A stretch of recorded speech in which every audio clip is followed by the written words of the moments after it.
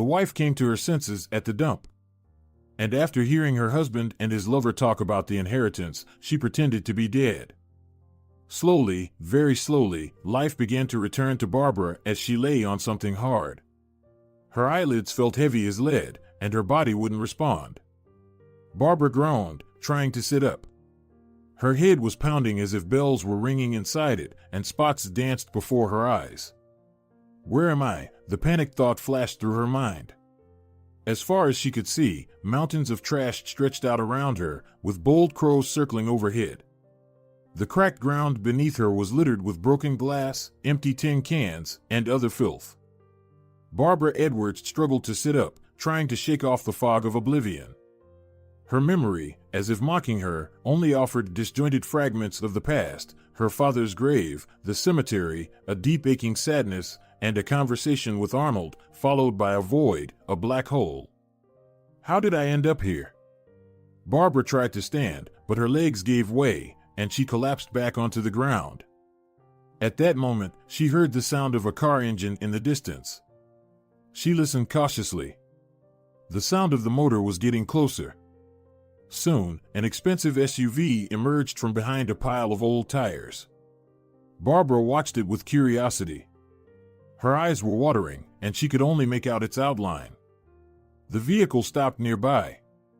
Her vision improved slightly, but it still wasn't clear enough to see the faces of the driver and passenger. The doors swung open, and two people stepped out, a tall, imposing man in an expensive suit and an elegant, slender brunette. Barbara wisely hid behind a sheet of rusty iron. At that moment, she caught snippets of the conversation between this strange couple who had chosen the city dump as their meeting place.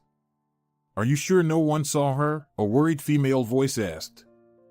"I swear, it all went smoothly. I chose the spot myself."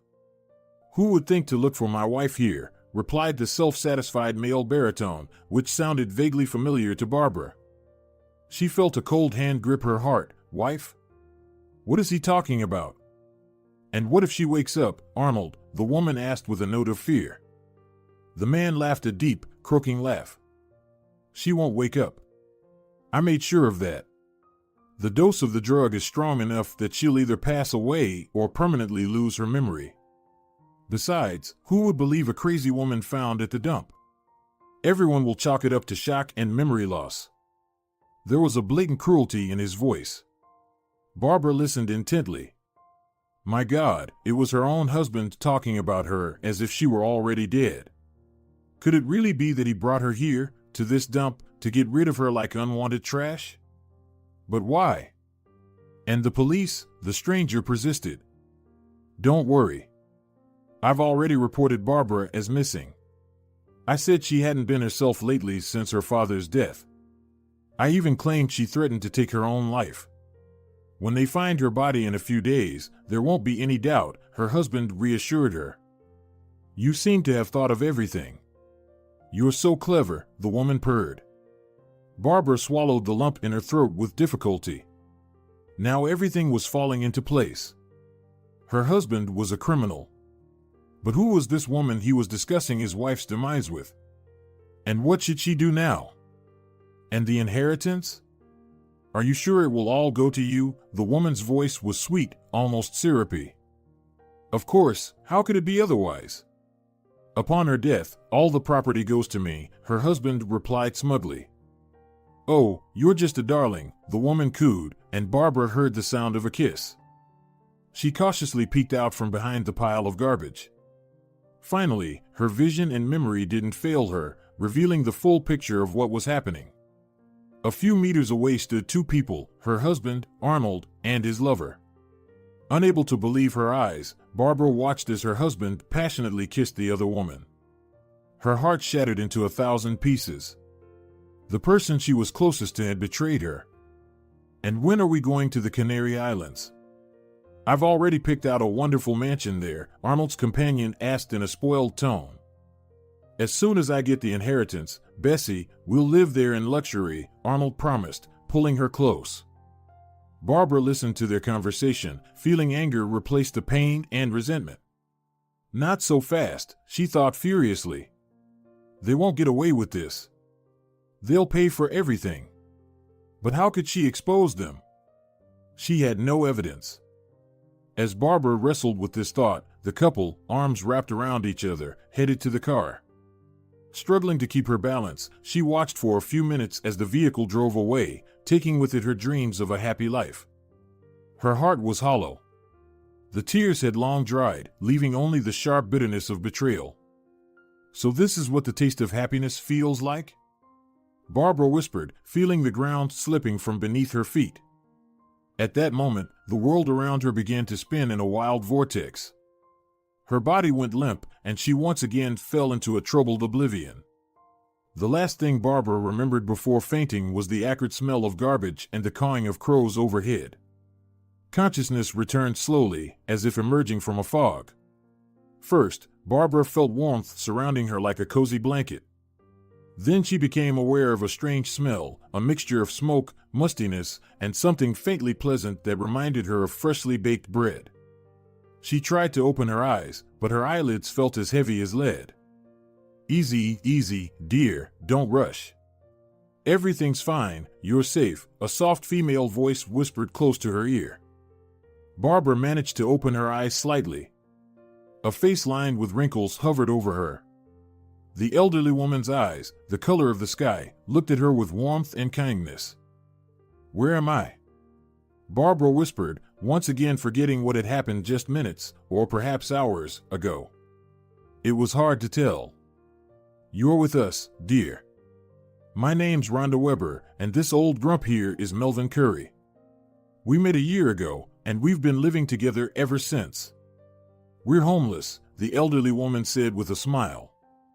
Next to Rhonda stood a short, stocky man with a thick gray beard.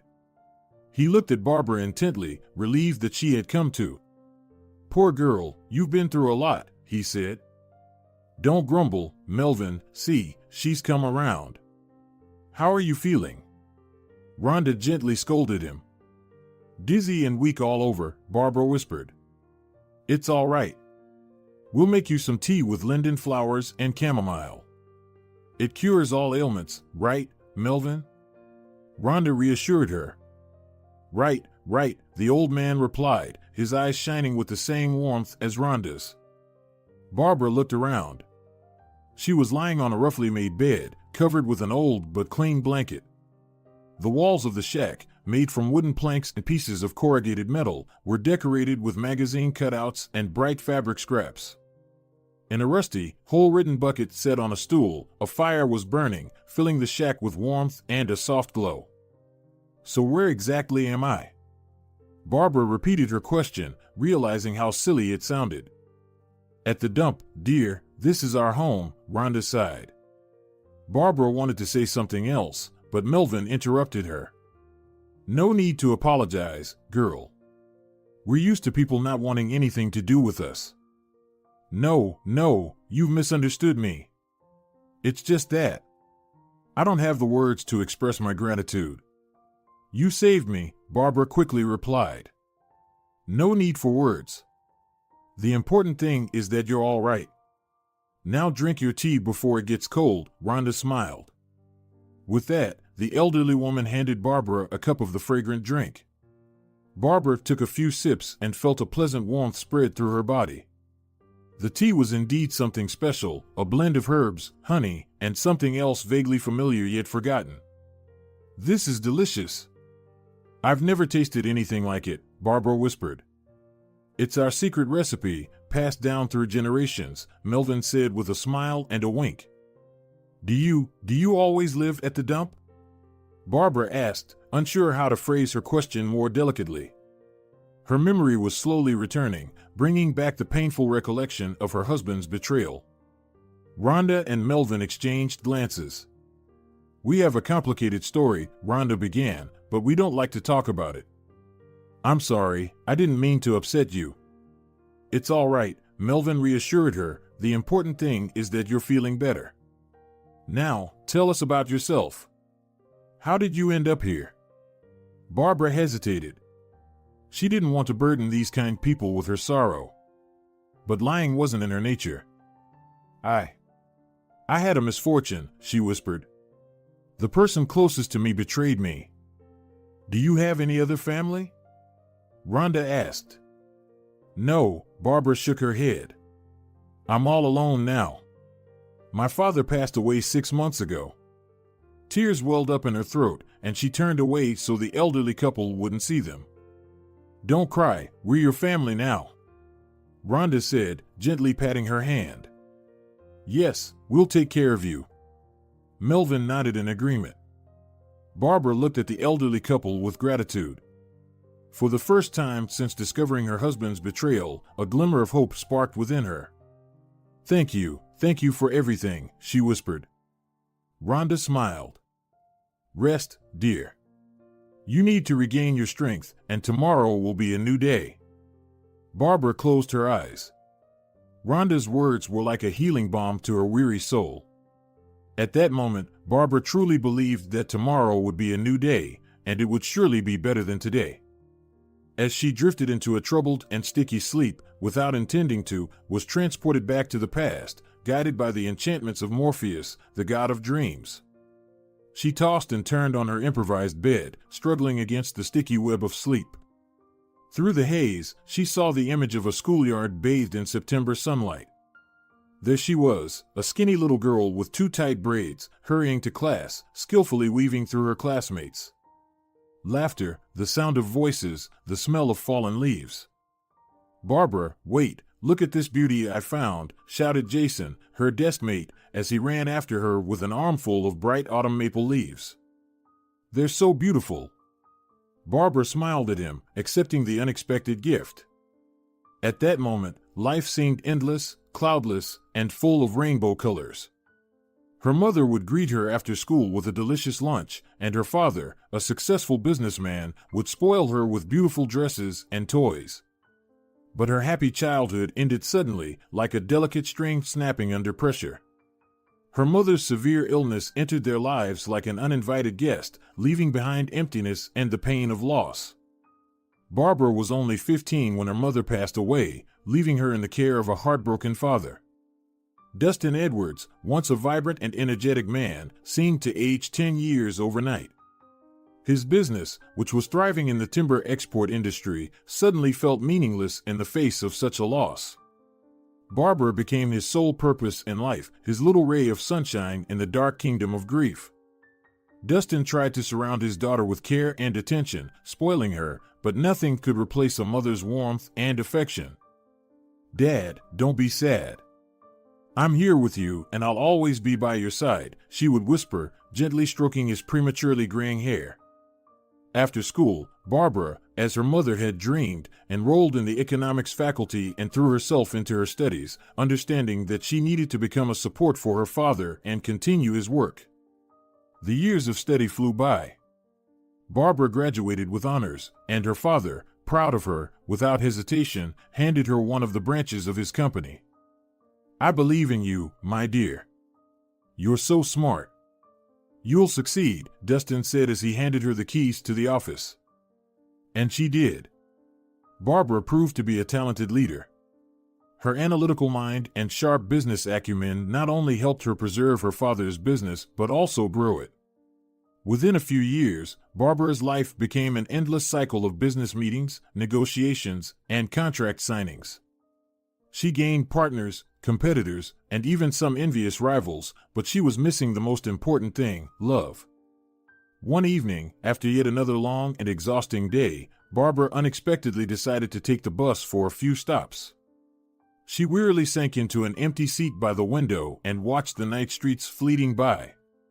At the next stop, he boarded the bus, a tall, broad-shouldered man in a sharp suit. His piercing blue eyes met hers, and Barbara's heart skipped a beat. The stranger smiled at her, a dazzling smile that revealed a row of perfect white teeth. Excuse me, is this seat taken? Barbara looked up and blinked in surprise. Standing before her was a man who looked like he had just stepped off the cover of a glossy magazine. His piercing eyes, framed by thick dark lashes, were fixed on her, and a slight, inviting smile played on his lips. Yes, of course, please have a seat, Barbara murmured, feeling her cheeks flush with warmth. The stranger nodded, quickly glanced at her business suit, then looked back into her eyes, his smile widening. "Thank you." "Rough day?" he asked as he settled into the seat beside her. "Yes, meetings, negotiations." Barbara started, but immediately checked herself. Why share details with a complete stranger, even if he was incredibly attractive? "I know the feeling.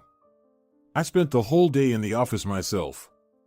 Sometimes I just want to escape from all those papers, reports, and contracts." He nodded sympathetically. The man sighed, then turned to Barbara again. "Forgive my bluntness, but you seem a bit upset. Did something happen?" Barbara couldn't help but smile. She hadn't expected such attention from a stranger on the bus.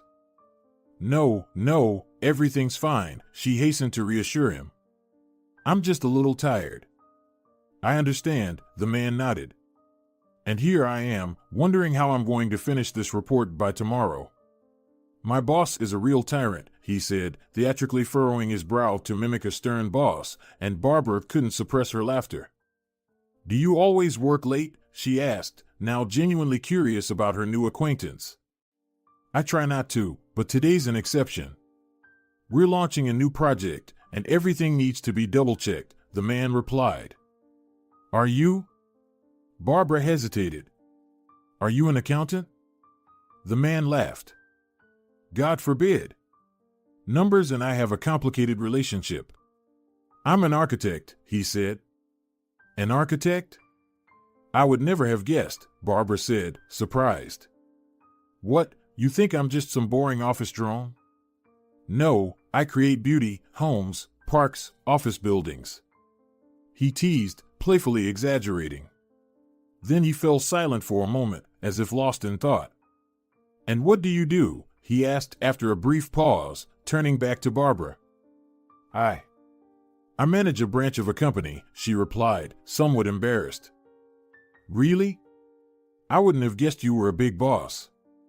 "You look so, well, cozy," the man said, clearly surprised. Barbara blushed deeply. She wasn't sure why she had downplayed her position to this stranger. Perhaps she just wanted to feel like an ordinary woman receiving compliments, rather than the iron lady she often had to be. "You're very observant," she said, trying to calm her racing heart. "It's part of the job. An architect has to notice details. By the way, I'm Arnold Ferguson," he smiled, extending his hand. Barbara hesitantly touched his hand, surprised by its warmth and strength. "Barbara," she whispered shyly. The bus came to a sudden stop, causing Barbara to lose her balance and fall directly onto Arnold, pinning him against the seat. Her lips ended up dangerously close to his face, and her nose brushed against his cheek. Arnold smelled of expensive cologne and something comfortingly familiar, as if Barbara had known him all her life. "Sorry," she stammered, trying to right herself. "No worries. With you, I'd brave anything, even a bus accident." Arnold laughed, helping her back to her seat. At that moment, their eyes met again. Arnold's eyes sparkled with mischief, and his lips curled into a broad smile. Barbara found herself smiling back involuntarily. "I'm really sorry," she muttered. "I'm just so clumsy today." "But unpredictable, that's much more interesting," Arnold winked at her. Her new acquaintance escorted her to the bus door, and just before stepping off at the stop, he called out, "Barbara, maybe you could give me your phone number? I'm afraid I might never meet someone like you again." Laughing, Barbara recited her number. Her heart was singing. Little did she know that this evening and that chance encounter on the bus would change her life forever. Their romance blossomed quickly. Arnold turned out to be the man she had been waiting for her entire life, attentive, caring, with a great sense of humor. Barbara thrived like a delicate flower under the warm rays of spring sunlight. She was absolutely happy, and it seemed like nothing could disrupt their idyllic life. And finally, the wedding day arrived. Barbara meticulously checked her reflection in the mirror. The white dress with its lace bodice fit her figure perfectly, and the long veil adorned with pearls flowed to the floor like a cloud. At 27, Barbara looked stunning. A grand staircase, adorned with white roses and ribbons, led to the luxurious reception hall. Guests in evening attire smiled as they watched Barbara, arm in arm with her father, descend the stairs. Arnold, standing at the foot of the staircase, couldn't take his admiring eyes off her. Today, his Barbara was especially beautiful. Her eyes shone with happiness, and a gentle smile played on her lips. Dustin, slightly awkward in his unfamiliar role, solemnly handed his daughter over to the groom. "Take good care of her, Arnold. Barbara is a true treasure," he rumbled, trying to hide his inner nerves. "I promise, Dustin," Arnold nodded in agreement, gently squeezing Barbara's hand. And then, they were standing before the altar, the registrar's voice both solemn and surreal. Barbara could barely hold back tears of joy as she looked into her beloved's eyes. "Do you, Barbara, take this man to be your husband?" "I do," Barbara exclaimed, not waiting for the question to finish. The hall erupted in joyous laughter and applause. Arnold, unable to hide his smile, looked at his soon-to-be wife with tenderness. "And do you, Arnold, take this woman to be your wife?" "Of course, I do," he interrupted the officiant, causing another wave of laughter among the guests. The exchange of rings, the first kiss as husband and wife. Arnold twirled Barbara in a waltz, and she felt like the happiest woman in the world. "This is just incredible. I never dreamed that my life could be such a fairy tale," Barbara whispered, pressing close to her husband's chest. "And this is just the beginning. We have a whole life ahead of us, love, happiness, all of it will be ours," Arnold whispered back. After the couple's first dance, the congratulations began. Friends and colleagues presented gifts and wished them love and many years of happiness. "Barbara, my dear, I'm so happy for you. Arnold, you've become like a son to me. Take care of each other," Dustin said as he embraced his daughter and son-in-law, slightly emotional. "Thank you, Dad," Barbara said softly, kissing him on the cheek. Once all the guests had congratulated the newlyweds, Dustin asked for a moment of attention. "My dear ones, let me say a few more words. Today, I want not only to congratulate Barbara and Arnold on this wonderful day, but also to pass on a family heirloom to its new guardian. Arnold, son, come here," he called to his son-in-law, who approached him curiously. Dustin pulled out a long velvet case from behind his back. "Arnold, this is the saber of my great-great-grandfather," he said, opening the case. "It has been passed down in our family from father to son for generations. But as you know, I only have a daughter. And I've decided that today is the perfect time to pass this heirloom on to you. Keep it safe, protect your family. Be a worthy continuation of our traditions." Arnold carefully took the saber in his hands. The blade gleamed in the light of the chandeliers, as if it reflected the entire history of Dustin's lineage. "Thank you. I promise I'll cherish it and pass it on to my children," Arnold said, deeply moved by such a meaningful gift. "Or even better, to your grandchildren or great-grandchildren," Barbara teased, smiling playfully. The guests applauded the touching scene with admiration. Dustin, pleased with the effect, raised his glass. "And now, my friends, let's have a toast to the newlyweds. Cheers!" Throughout the evening, Barbara and Arnold stayed close to each other, dancing, accepting congratulations, laughing, and joking with the guests. But their eyes held not only the joy of the day but also the certainty that their life together would be just as bright and joyful as today's celebration. A year passed. A year filled with the sense of morning coffee, tender touches, and laughter that seemed to have forever settled into their cozy home. Barbara and Arnold were creating their family nest, making plans for the future, and nurturing the dream of soon expanding their family. Even though Dustin lived separately, he remained a frequent and welcome guest. He beamed with fatherly pride for his Barbara, delighted in her happiness, and enjoyed spending time with his son-in-law. The future seemed as clear and bright as a summer sky. But life, like a capricious artist, painted a harsh, careless stroke onto the canvas of their fate. A treacherous, hidden illness had cast a dark, stormy cloud over Barbara and Arnold. First came the anxious phone calls, her father's confused voice assuring her that everything was fine, then the hospital, doctors, whispers that chilled the soul. And the terrible day when the hope that clung to fragile stems was finally extinguished. The funeral took place on a rather warm, yet overcast day. The sky, sharing in the universal grief, was draped in a gray shroud, occasionally releasing a light drizzle. The cemetery, located on the city's outskirts, surrounded by ancient linden trees, looked especially mournful. Barbara, unable to stop crying, clung to Arnold like a lost bird. Her face, pale and tear-streaked, appeared even smaller beneath the black veil. Arnold held her hand tightly, trying to convey his support and love. "Hang in there, my dear. I'm here with you," he whispered, gently stroking her hand. Barbara merely nodded, unable to utter a word. Her heart was stormed by pain, despair, and a sense of injustice. How could this have happened? Why had her strong, vibrant father been taken away so early? Dustin's grave was surrounded by flowers. White lilies, symbolizing purity and innocence, crimson roses like drops of frozen blood, and mournful carnations. The final farewell to someone loved and respected. Among the flowers stood massive wreaths with mourning ribbons, gold-lettered farewell messages. Barbara bent over the grave mound and touched the cold stone with a trembling hand. Tears, hot and uncontrollable, streamed down her face. "Daddy, how could this happen?" Arnold quietly sat down beside her and wrapped his arms around her shoulders. "He will always be with us, Barbara, in our hearts." She lifted her tearful eyes to him. "You're right. Dad would never want us to be sad. After all, he always dreamed of seeing me happy," she whispered. After the funeral, when everyone had left, Barbara and Arnold stood by the grave for a long time, lost in their thoughts.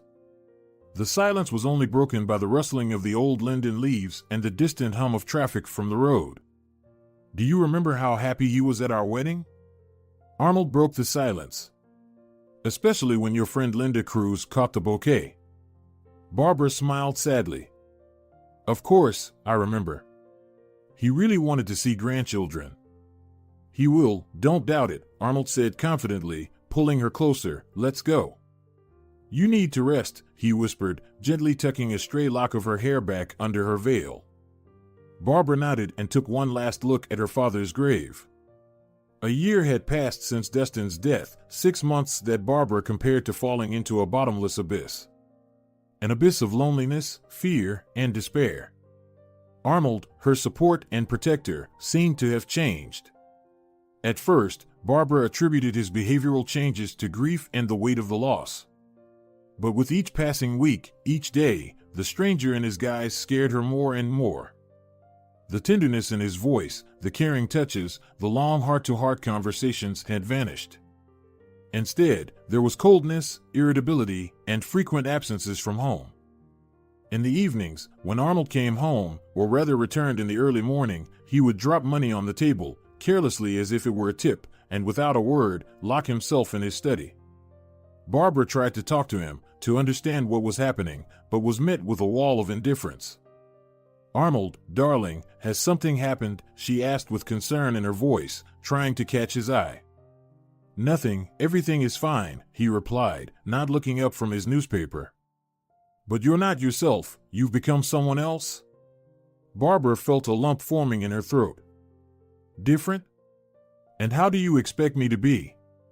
Dancing with joy or something?" Arnold threw the newspaper onto the table, his eyes flashing with angry sparks. "No, but..." Barbara faltered, unsure of how to continue. "Well? Stop interrogating me. I'm tired from work, can't I just rest at home in peace?" he snapped. His harshness struck her like a whip. Barbara turned away silently, trying to hold back her tears. What's happening to him? She thought desperately. Where has my affectionate and attentive Arnold gone? One evening, while sorting through things in his study, Barbara came across a pawn ticket. Her heart sank. The pawned item was a sword, the very family heirloom that her father had given Arnold at their wedding, instructing him to cherish it like the apple of his eye. Could it be? Could he have pawned such a thing, a gift from my father? Barbara struggled to suppress the nausea rising in her throat. The thought of her husband parting with a family relic seemed unthinkable. But what could drive him to do such a thing?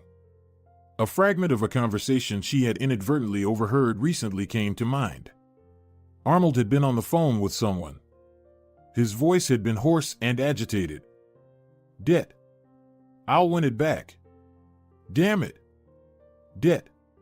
Could it be gambling? Barbara thought, covering her face with her hands in horror. She knew well that her father considered card games an evil that ruined lives. In his youth, he had nearly fallen into trouble due to his gambling addiction, and he had since categorically forbidden Barbara's husband from even touching cards. The thought was so terrifying that Barbara tried to push it away, but the seed of doubt had already taken root in her soul. That evening, waiting for her husband to return, she decided to confront him. Arnold, we need to talk, she began, trying to keep her voice as calm as possible. Let's do it later, I'm tired, he grumbled, brushing past her. No, Arnold, it's important. Why did you pawn the sword? Barbara blocked his way. He froze in place. His face twisted into a grimace of anger. How do you know? Why does it matter to you? He began, but then fell silent. Why does it matter? It's a family heirloom, a gift from my father, Barbara said, unable to believe her ears. What's it to you? I needed the money, so I pawned it, Arnold replied, curling his lips in disdain. For what? For gambling, right? You're playing cards? Barbara fixed him with a piercing gaze, feeling a fire ignite in her chest. It's none of your business. I said, stay out of things that don't concern you, he snapped. He tried to move past her, but Barbara held onto his arm. Arnold, please, tell me what's going on. Why have you become so distant? Leave me alone. Don't you have anything better to do? You'd be better off thinking about having kids instead of meddling in my affairs. Arnold shoved her roughly. Kids? Do you even want children? Have you ever thought about our dream of having a big family these past 6 months? She said bitterly. Dreams are just that, dreams. Life isn't a fairy tale, understand? I understand. Oh, I understand all too well. Barbara said quietly, feeling tears stream down her face. Days, like gray birds, flew by without bringing solace. Arnold grew increasingly distant, spending fewer nights at home. Barbara felt she was losing him irretrievably. One day, while sorting through her husband's papers, she found a plane ticket. For 2 people. A flight to Paris. And the date, tomorrow. Her heart clenched in an icy grip. So that's it, she thought, he's flying away. It was clear that he wasn't going alone, but with someone else. Barbara had no doubt that Arnold was traveling with another woman.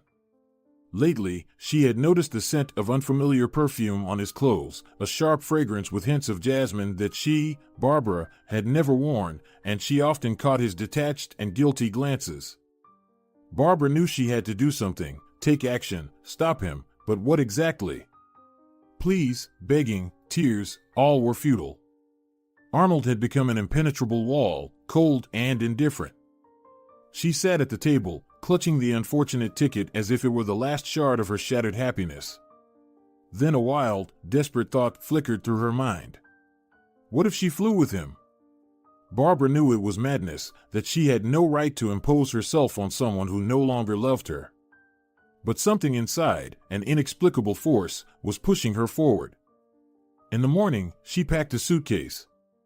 Just the usual things needed for a trip, and nothing betrayed her anxiety. Arnold was sullen and monosyllabic. It seemed he was completely absorbed in his own thoughts, oblivious to her state. At breakfast, Barbara quietly said, I'm coming with you. I know everything. I found the ticket. Arnold turned around sharply. His eyes showed a flash of surprise that quickly turned into irritation. What nonsense is this? Have you lost your mind? No. I've made up my mind.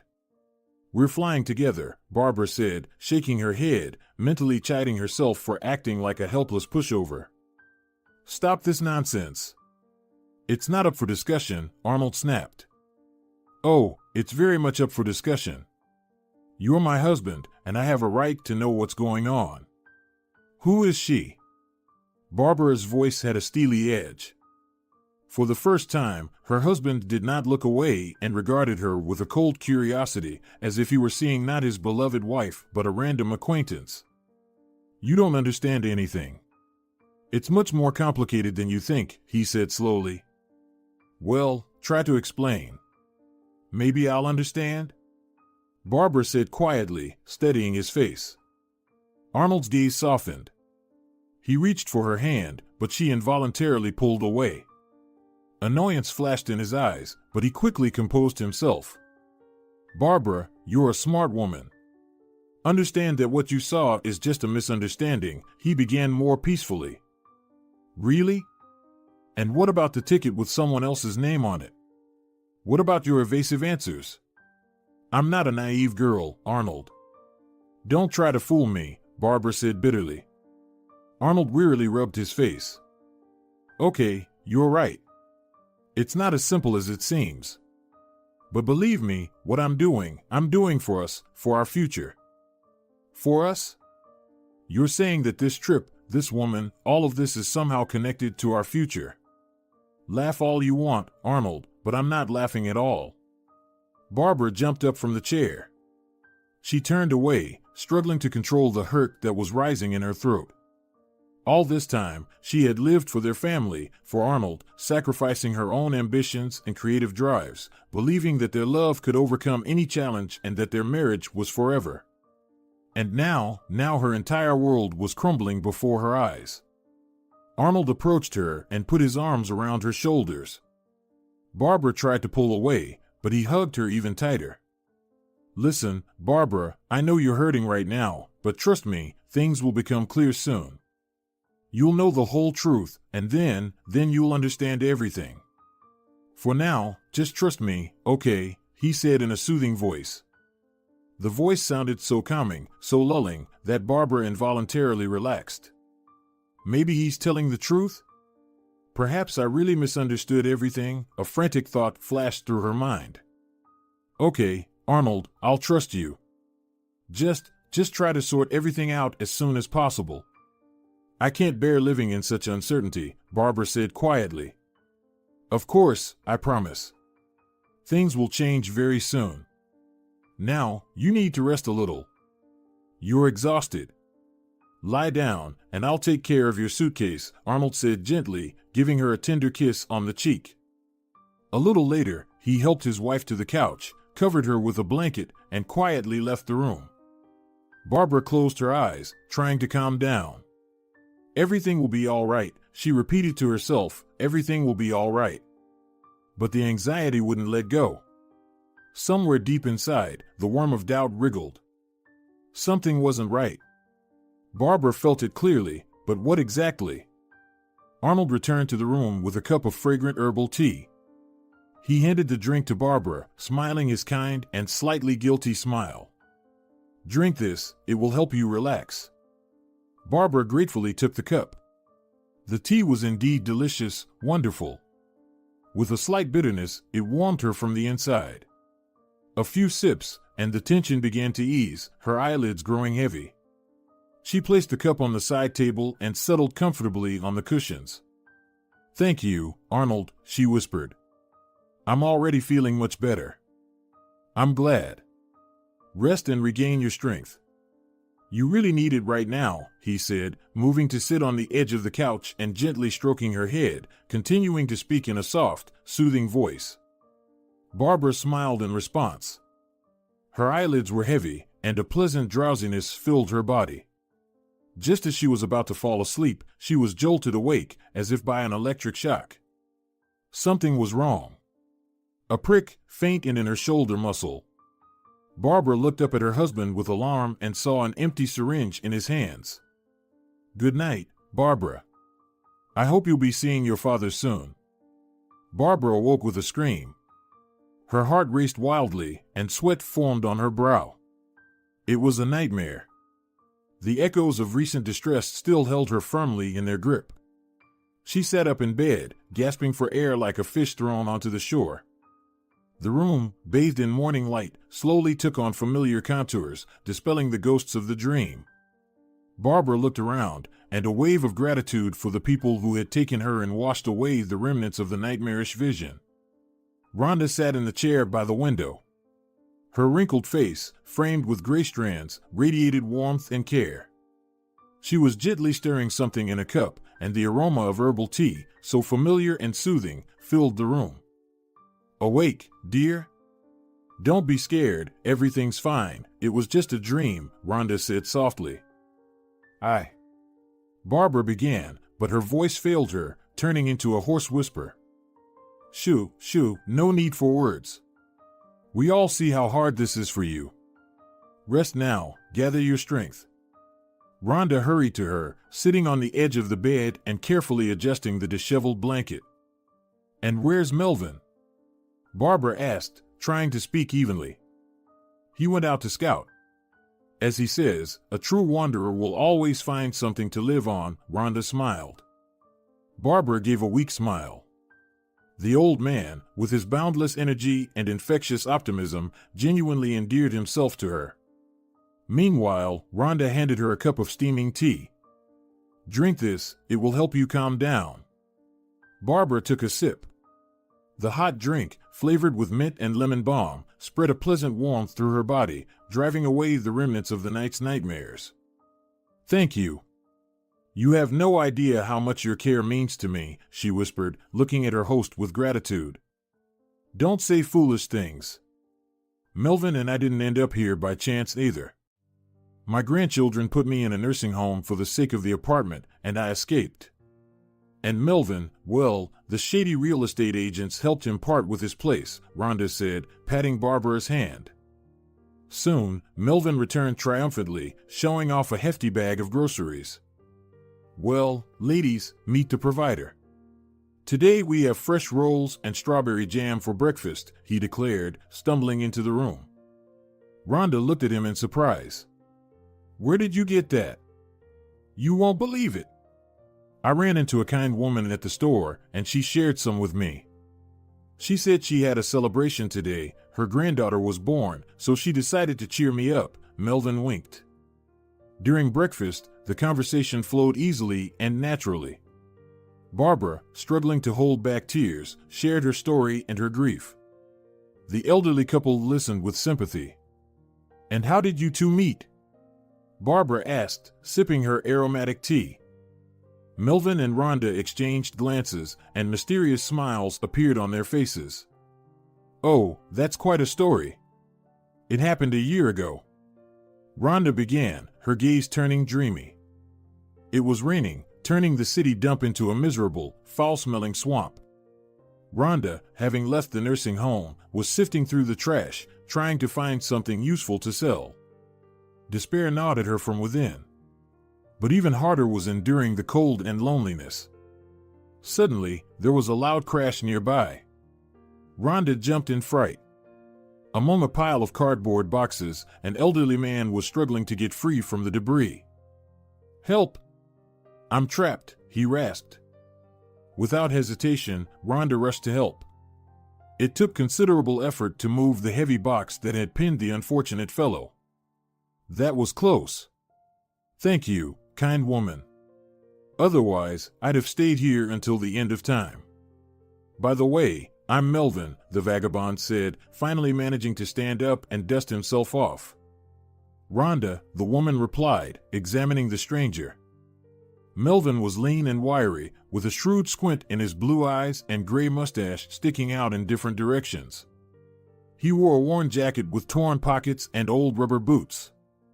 Despite his ridiculous appearance, there was an inexplicable sense of strength and kindness about him. "Hey, Rhonda, do you happen to have anything to eat?" "I haven't had a crumb in my mouth all day," Melvin asked, scratching the back of his head. She hesitated.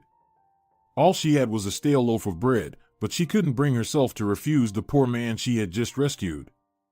"Yes, there's a little," Rhonda mumbled, pulling out the food from her bag. Soon, they divided the meager rations in half, sitting on overturned beer crates in the middle of the dump. The rain kept pouring, but they were no longer noticing the cold or dampness. You know, Rhonda, I was thinking, let's stick together, Melvin suggested suddenly, finishing his piece. Rhonda looked at him in surprise. The suggestion was unexpected, but on the other hand, why not? Loneliness at the dump was a poor companion. Okay, she nodded. And so began their life together. They searched for food, shared shelter, and the last piece of bread. Despite his old age, Melvin proved to be an invaluable helper and protector for Rhonda. He could repair shoes, make simple tools from scrap materials, and even played the accordion he found at the same dump. He also knew first aid, having been an emergency medical technician in his past life. And that's how we live. It's not rich, of course, but at least we're together, Melvin concluded his story. Barbara listened to the elderly couple, a smile appearing on her face. They were so different, but fate had united them on the city dump, and what connected them was something very important, true, genuine friendship that helped them survive in this harsh world. And you, Barbara, eat up, don't be shy. You need your strength to get back on your feet soon, Melvin reminded her again, with fatherly concern, and pushed a plate of golden rolls toward Barbara. She smiled gratefully. The caring old man with kind eyes and an unshakable character warmed her heart.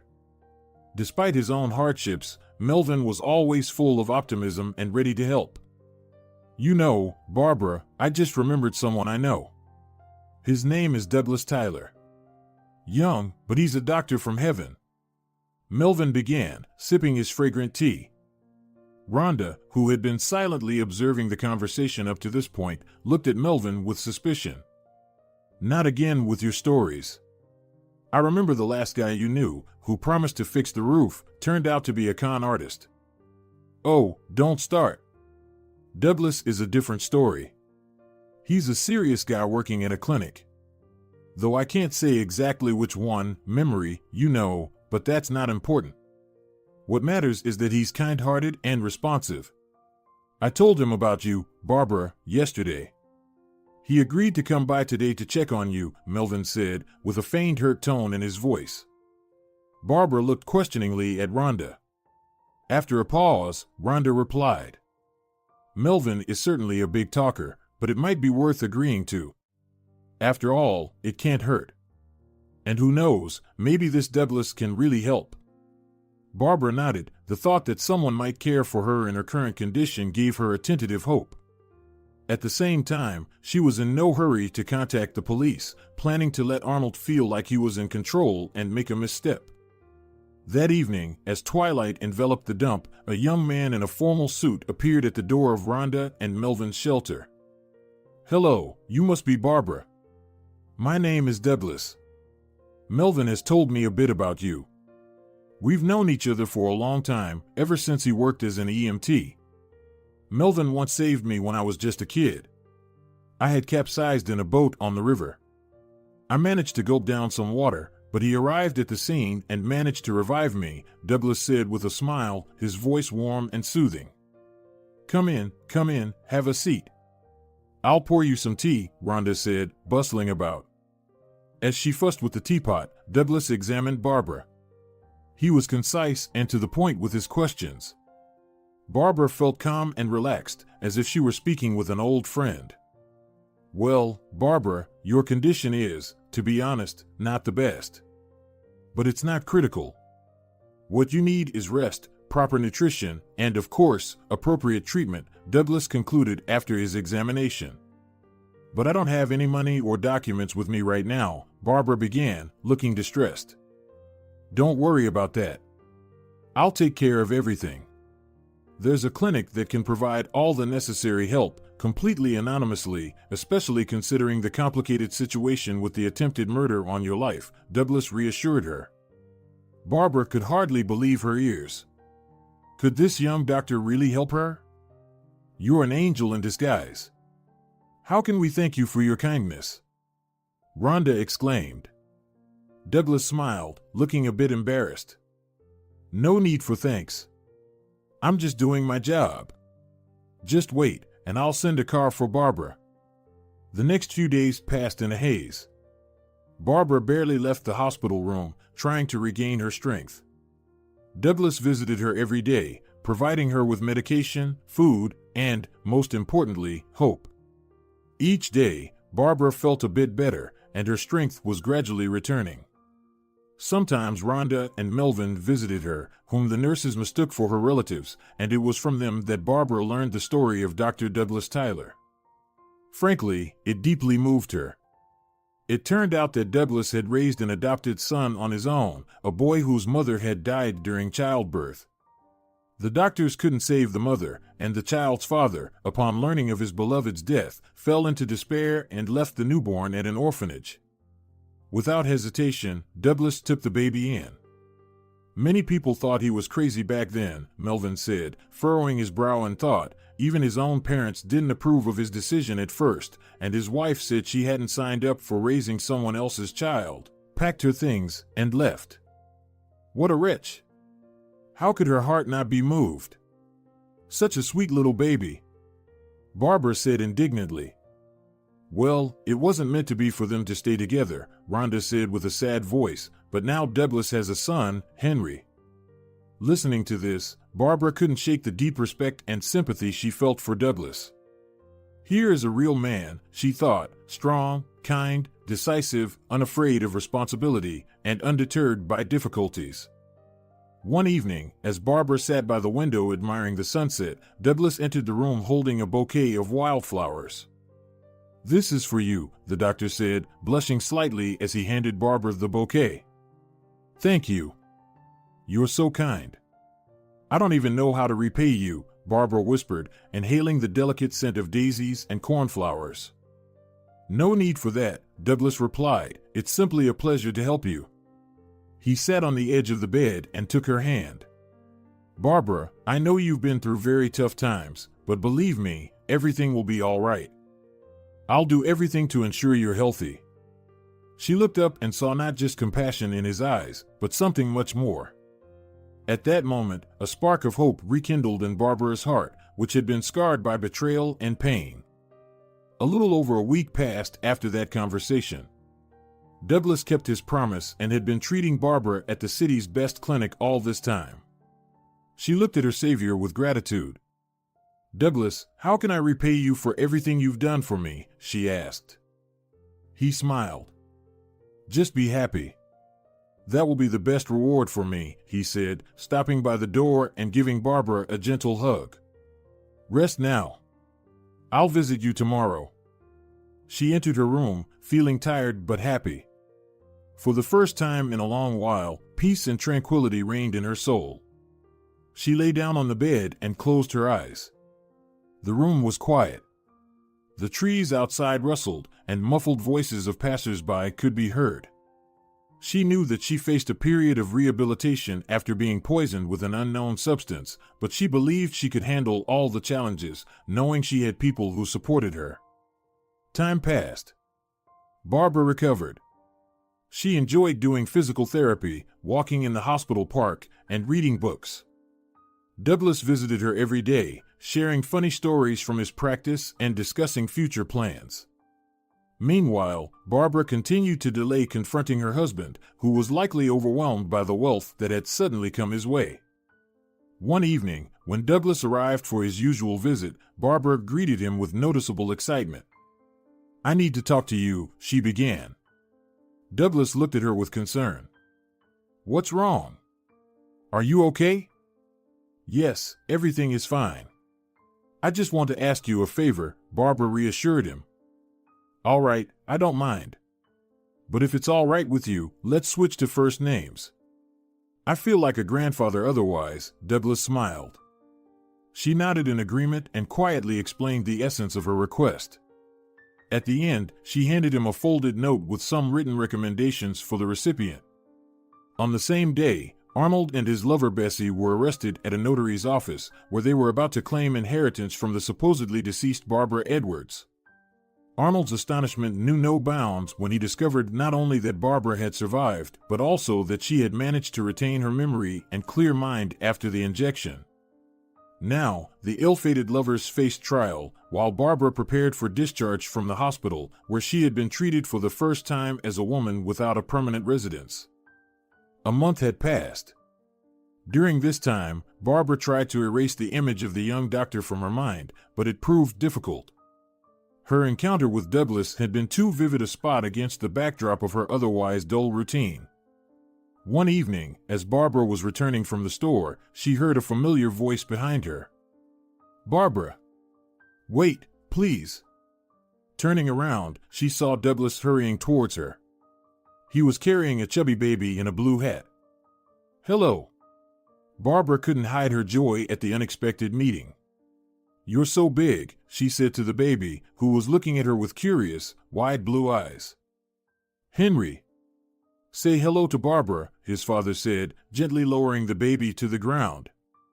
"Hi!" Henry exclaimed cheerfully, extending his chubby hand. "Hello, Henry.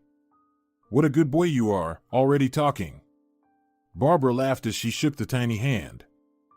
"Yes, he's quite the chatterbox. We were at the park, and I remembered that your house was nearby. Decided to drop by and check on you.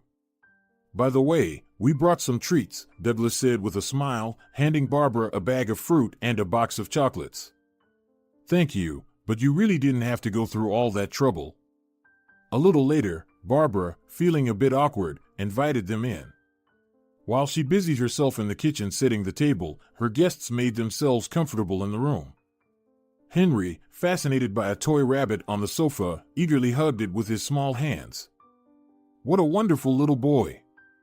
How do you manage with him?" Barbara asked as she placed a plate of cookies on the table. "At first, it was quite challenging, but we've managed.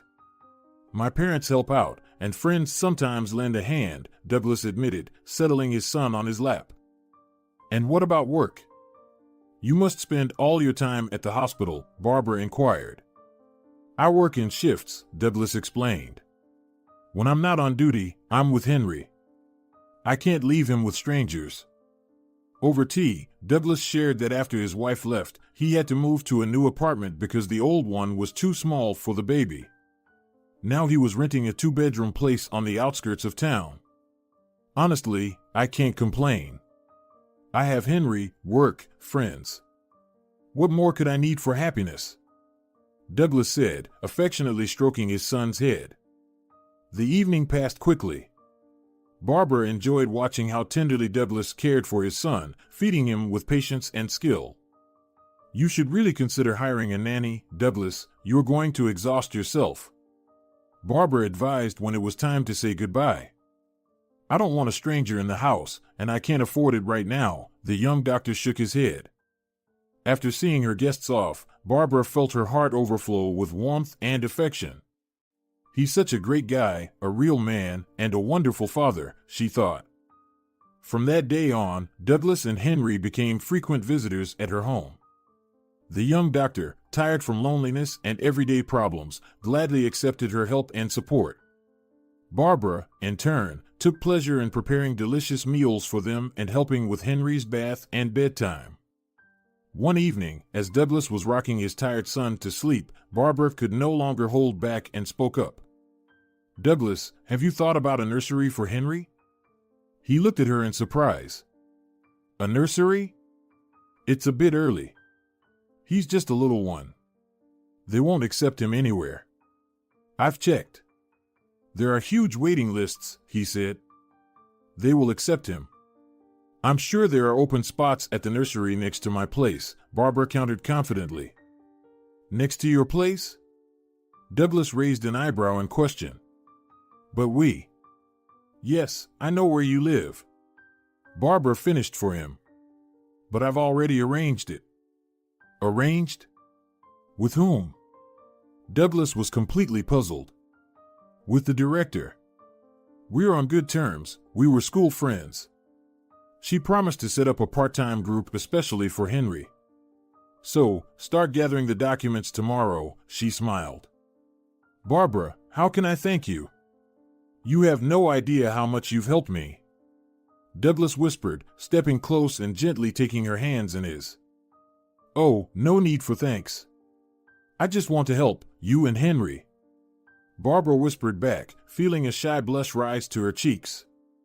Douglas's gaze turned serious. He looked at her intensely, and in his eyes, she read not only gratitude but something else, something very important and moving. Barbara, will you marry me? He suddenly asked. She froze, stunned by the unexpected turn. What? Barbara could barely utter. Will you marry me? I know this is sudden, but I've realized for a long time that I love you.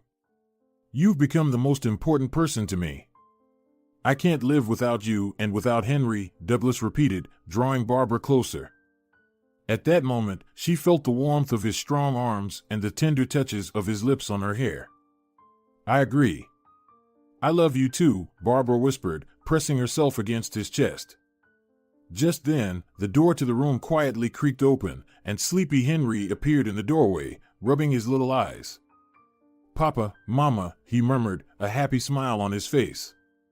What are you doing here without me? Douglas picked up his son and hugged him tightly along with Barbara. If you enjoyed the story, please support it with a like and a comment. All the best to you.